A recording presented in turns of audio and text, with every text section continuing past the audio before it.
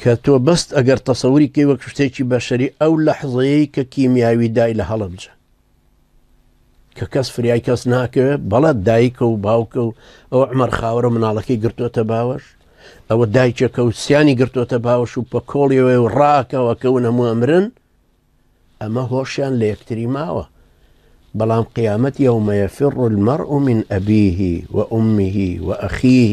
وصاحبته وبنيه لكل امرئ منهم يومئذ شأن يغنيه لە قیامەت هەموو ڕائەکەن لە بەردەستی یەکتری هەموو ڕائەکەن کەس نایەوێت کەسێکی خۆی نزیکی ببینێڵە نەوەکە داوای خێرێکم لێ بکە هەر پێغەمبەر عەلەیهی سەڵات وەسەلام فەرمێ ئومەتی ئومەتی هەموو خەڵکەکەی تر هەڵێن نەفسی نەفسی هەر خۆم لەم سوورەتە جوانەشە ئەم ئایەتانە هێنێتەوە پێش چاو سەیری ئەم تەسویرەشکەن کە بۆمانەکە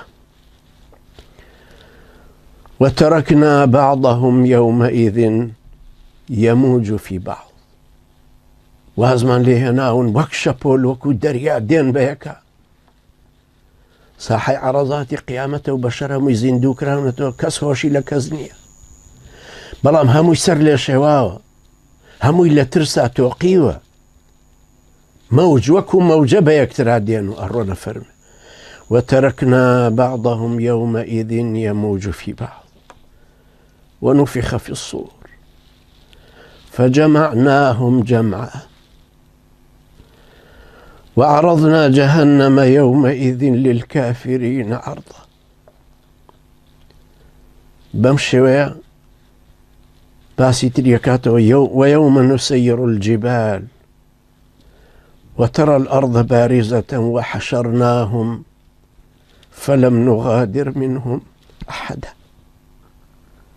کەس دەرناچێ لێ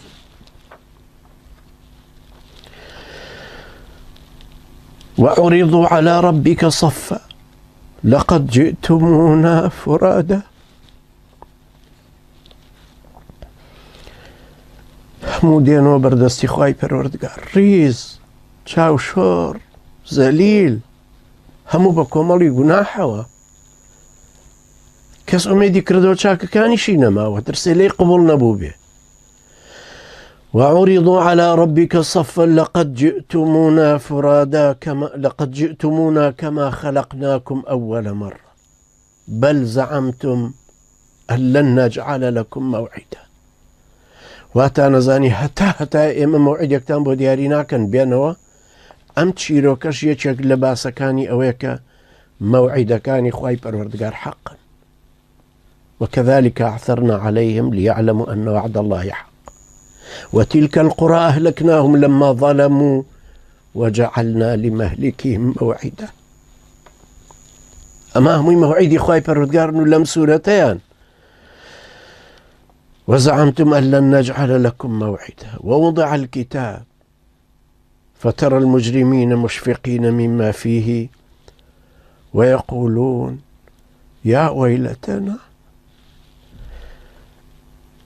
ويقولون يا ويلتنا ما لهذا الكتاب لا يغادر صغيرة ولا كبيرة إلا أحصاها داما خۆمان ڕوڕەش خۆمان خوای ئەمە چ پەیامێکە چ کتێبێکە ئەم نامەی ئەعمالەمان هەموو شتەکانی تیا نووسراوە لا يغادر صغيرة ولا كبيرة إلا أحصاها ووجدوا ما عملوا حاضر هەرچی کە کردویانە هەمووی دێتەوە بەردەستیان حاضر ئامادە لە بەردەستیانایە ولا يظلم ربك أحد خوای پەروەردگار زوڵم لە کەسیش ناکە بەتەکید زوڵم لە کەسیش ناکە هەموو ئەم مەخلوقاتانە ژەزان مسلمانانی ژەزانن کە خوای گەورە زوڵم لە کەس ناکە وما ربك بظلام للعبيد بەڵام ڕوڕەشیەکەی خۆمانە کار و کردەوەکانی خۆمانە هەر ئەمەی بەردەستمانە کە کردومانە ئەم چیرۆکەی قورئان ڕاستکردنەوەی غەڵەتەکانمانە پابەندکردنمانە بە دینەکەوە زیاتر خوای گەورە بەرچاومان ڕۆشن کە خوای گەورە یارمەتی دەرمان بێ و ئیمان لە دڵمانە سابیت کە أقول قولي هذا واستغفر الله لي ولكم، وجزاكم الله خيرا، والسلام عليكم ورحمة الله وبركاته.